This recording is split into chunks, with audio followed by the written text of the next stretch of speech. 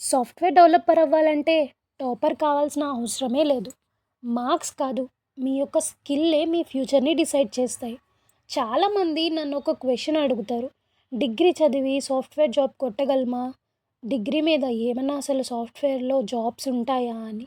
దానికి నేను హానెస్ట్‌గా ఆన్సర్ యెస్ అని 100% ఇవ్వగలను. ఎందుకంటే సాఫ్ట్‌వేర్ కంపెనీస్ ఎప్పుడు కూడా మీ మార్క్స్ అడగవు. వాళ్ళు ఒక్కటే చూస్తారు. మీరు కోడ్ రాయగలరా? ప్రాజెక్ట్ బిల్డ్ చేయగలరా అని.